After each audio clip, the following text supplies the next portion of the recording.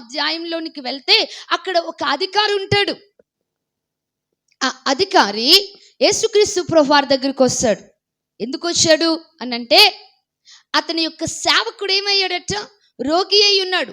అతని సేవకుడు రోగి అయి ఉండి బాధపడుతున్న సమయంలో యేసుక్రీస్తు ప్రభువారి దగ్గరికి అధికారి వచ్చి అంటాడు, అయ్యా దయచేసి నువ్వు ఒక మాట మాత్రము సెలవిమ్ము. ఏంటంట? మాట మాత్రము సెలవిమ్ము, నా యొక్క దాసుడు బాగుపడతాడు, నా దాసుడు స్వస్థపరుస్తాడు అంటాడు. యేసుక్రీస్తు ప్రభువారు అంటారు, నేనే వచ్చి అతన్ని బాగు చేస్తానంటాడు. నేనే వచ్చి బాగు చేస్తానంటే ఆ వ్యక్తి ఏమంటాడు తెలుసా?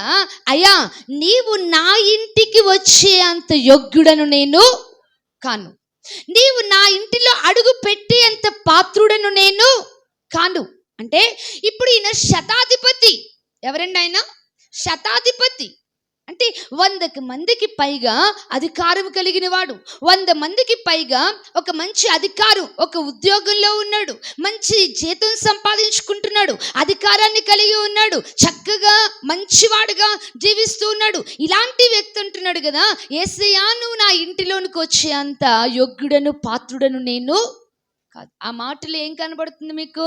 ఆ మాటలో ఏం కనబడుతుంది? దీనత్వం. యేసయ్య దగ్గర ఎంత తగ్గించుకున్నాడంటే, యేసయ్య దగ్గర తన జీవితాన్ని ఎంతగా సమర్పించుకున్నాడంటే, అయ్యా నీవు పవిత్రుడవు, నీవు పరిశుద్ధుడవు, నీవు దేవుడవు, నీవు దేవుని కుమారుడవు, నీవు సజీవుడైన దేవుడవు, నువ్వు మాట్లాడే దేవుడవు, కాబట్టి నీవు వచ్చి నా ఇంటిలో అడుగు పెట్టే అంత యోగ్యత నాకు లేదయ్యా. ఆ తగ్గింపుకు దేవుడు ఆశ్చర్యపోయాడండి. ఆ దీనత్వానికి యేసుక్రీస్తు ప్రభువారు ఆశ్చర్యభరితులైపోయారు.